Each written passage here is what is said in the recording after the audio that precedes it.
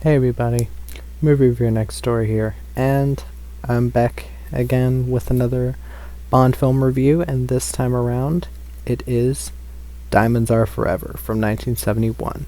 This film was directed by Guy Hamilton, stars Sean Connery, Jill St. John, Charles Gray, Lana Wood, Jimmy Dean,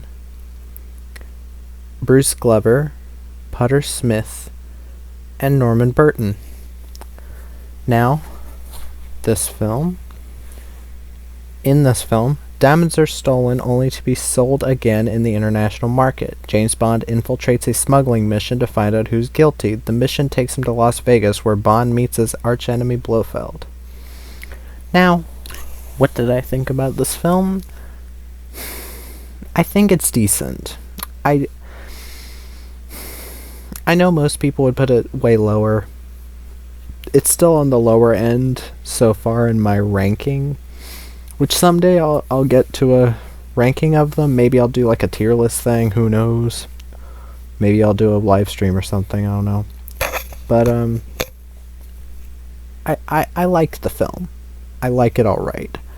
Are there things that can be changed and could have been done way better? Yes, there are. But I still think this works. It works as a Bond film, it works as a comedy, and it still works as a spy film. Now let me get to the cast. Sean Connery, the biggest low point of this film. Sean Connery gives his most uninterested performance, and this is even worse now than in Dr. No, which I still think no, this is a worse performance than not Doctor No. Doctor No, he was okay, but You Only Live Twice.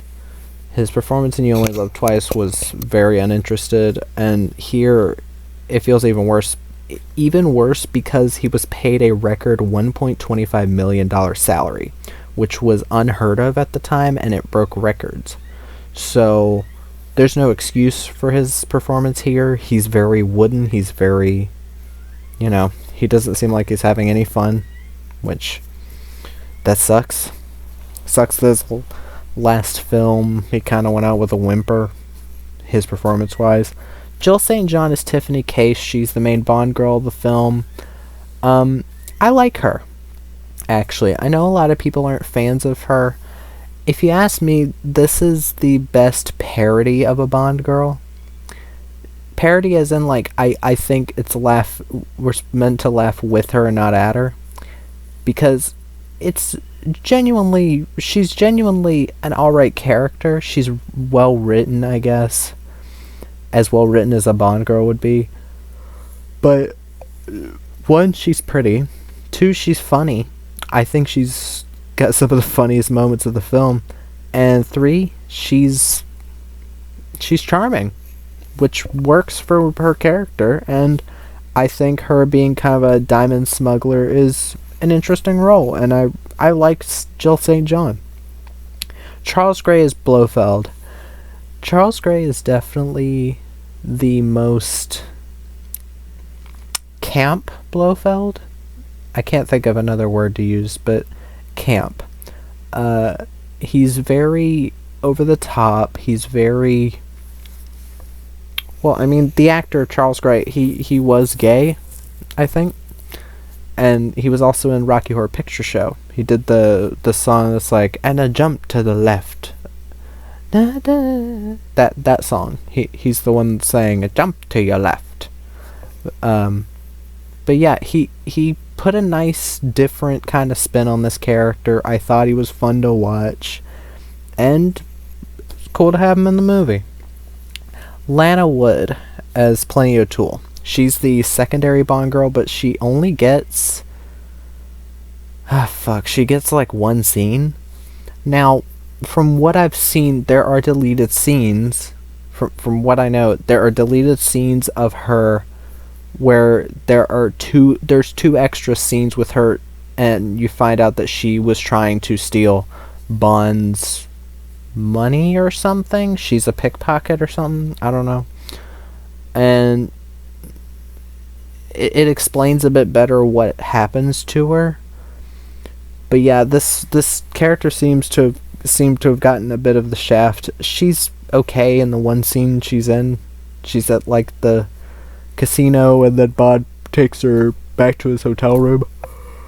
So not much to her character really at all.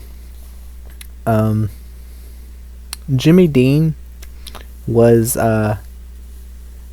he was fun to see. It's basically a cameo as Willard White, because he only appears in the last 30 minutes of the film. He has like 3 scenes. But he's fun. It's fun to see Jimmy Dean in a Bond film. That's a really interesting actor or person. I mean, he wasn't so much an actor as he was a personality. He's the name of the like breakfast foods, the Jimmy Dean like sausages. They're named after him. Putter Smith as Mr. Kidd and Bruce Glover as Mr. Wint. They are the henchmen, or they're part of the whole diamond smuggling thing. I don't think they're specifically related to Blofeld in any way, but I liked them. I actually liked them as these kind of like calm villains. I think it's implied that they're gay, which is interesting. They moved this film to be in America and it was either Las Vegas or Nashville. I can't fucking remember right now. But it's interesting that they decided to put in gay characters like that. And it wasn't like shoved in your face. This is how I wish more gay characters were played. It's not shoved in your face that they're gay. And they're more just interesting. They actually made interesting characters that were gay instead of just making a character that's like, oh, I'm gay, I suck dick. Which seems to be most gay characters nowadays, and I actually find that I find that actually offensive. Being a bisexual person and seeing all these horribly written gay characters. Like, that people are like, oh, yas, Queen Slay, all that shit. Fucking seals clapping whenever they see a gay person in a movie, just because there's a gay person in the movie. Not because there's a reason for a gay character in the movie. It's just, oh, I'm gay. Wow. Filmmakers, you did such a great job putting a gay character in your movie. How about actually writing a fucking character? Sorry. But I liked both Putter Smith and Bruce Glover. I remember Bruce Glover from one of my favorite films. He was in Walking Tall. I always liked them, and I think they're interesting characters. And Norman Burton as Felix Leiter. He's one of the weaker actors as Felix Leiter, about on the same level as the guy from Thunderball. What's his name? Oh god, he was so boring. Rick Van Nutter, I think that was his name. But yeah, this film, before I forget, score by John Barry, pretty alright.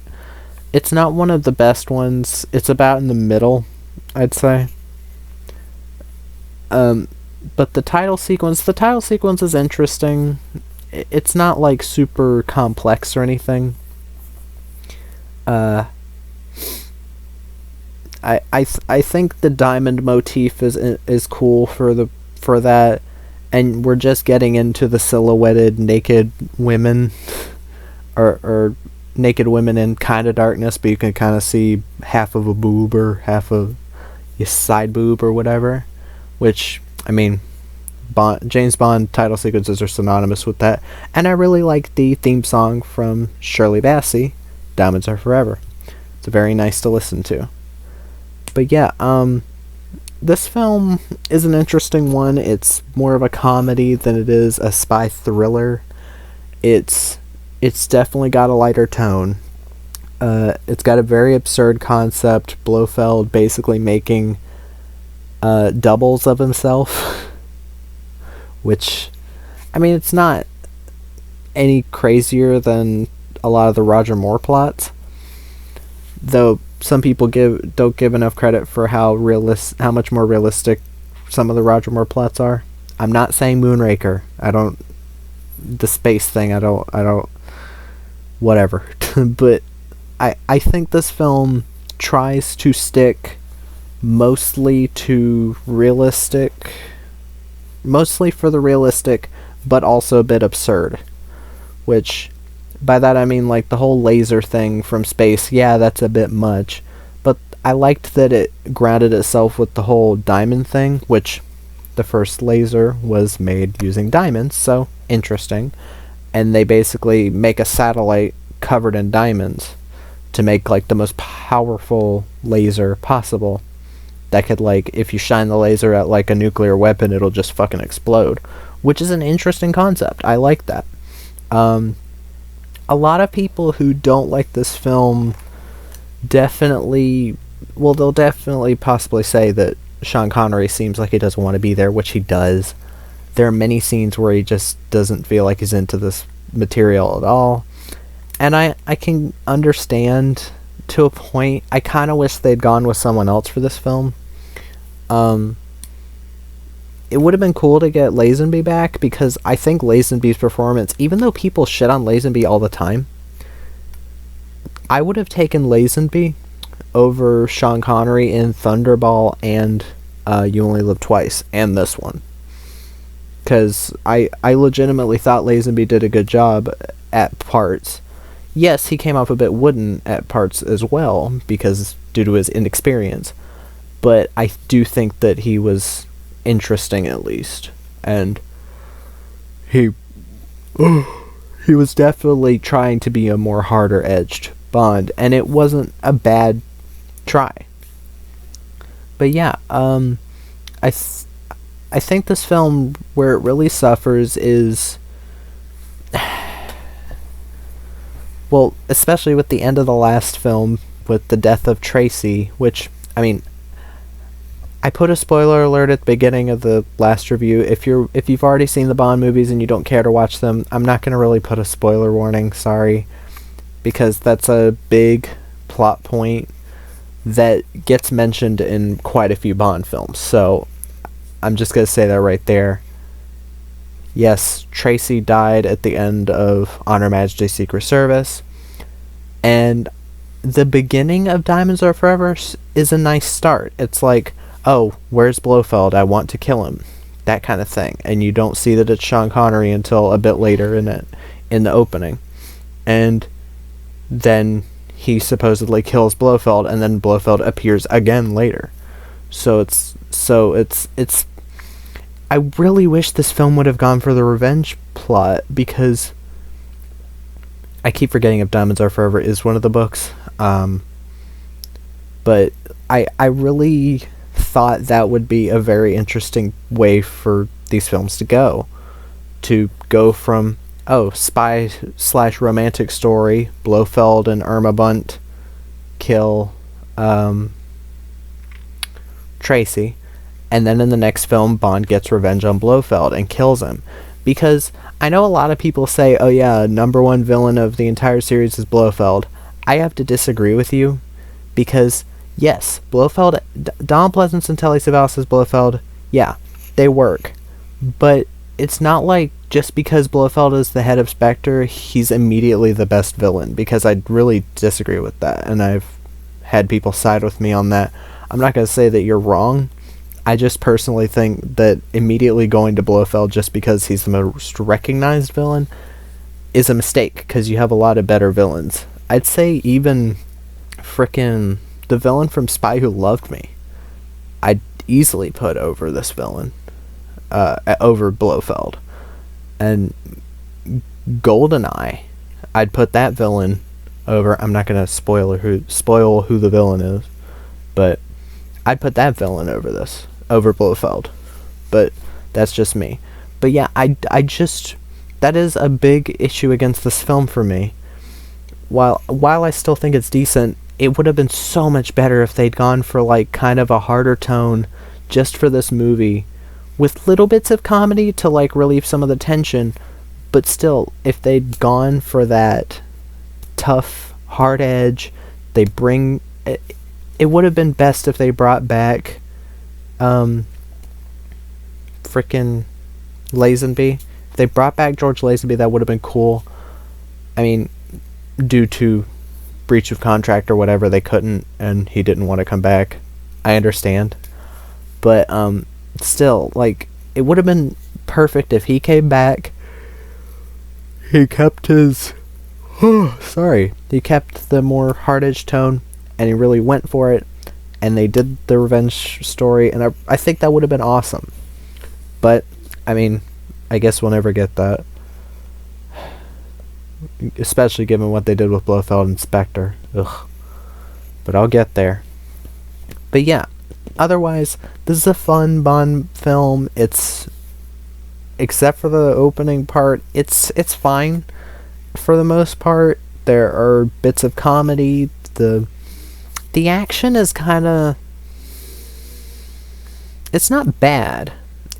It's just some of it seems a bit stilted. Like, there's a chase scene in the desert with Bond on a space buggy kind of thing, and then there's like cars going after him, and they like slowly turn the wheel, and then they like flip off a cliff or some shit, or not off a cliff, but off of a like sand dune, and I'm like, this seems very odd. Like, it's not bad, it's just weird. But yeah, like, there's not really a ton to say about this film, and I keep saying that. I know I'm a broken record in these reviews. I'm trying my best because I'm doing the fly by the seat of my pants thing. But like, again, the film would have been improved heavily with a revenge subplot that was executed well. Bond killing Blofeld, getting rid of Blofeld before the whole Kevin McClory, oh, I created Blofeld thing, so they ended up having to kill him in a future film. And then he comes back because these series don't know when to quit. Even though I love the Bond character, this film series should have quit before 25. It really should have. It should have quit at like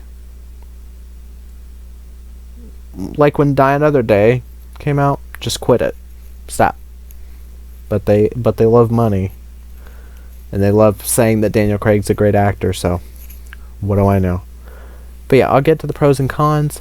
Pros, I like Jill St. John as Tiffany Case. I like Charles Gray as Blofeld.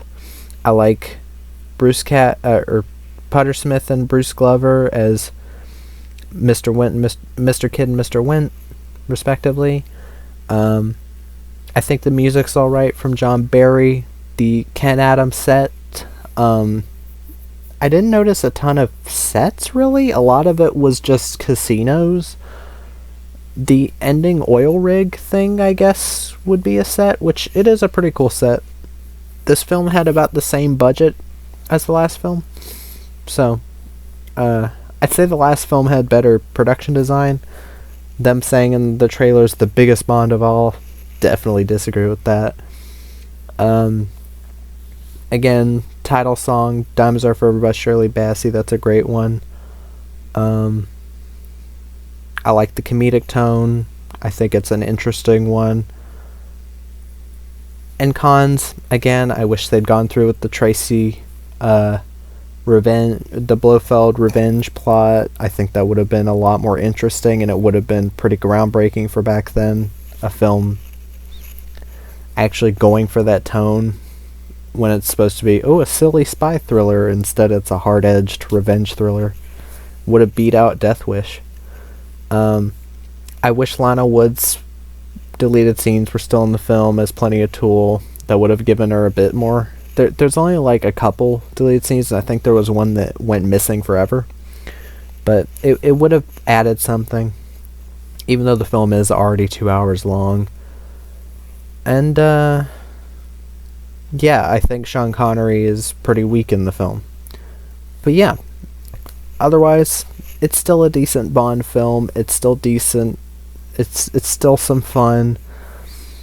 I don't think it's amazing. I used to think it was good, like an 8 out of 10, which I've lowered it a bit, just like I did Dr. No. I'd still say that Dr. No is better than this. Frankly, because Sean Connery's better. I thought the action was more fun. And just overall, I thought it was better paced and made and all that. Well, not made. There was still the bad editing. But it's more consistent. Dr. No is more consistent than this. But yeah. It's the end of the review. If you liked it, like, comment, subscribe, and movie review next door out.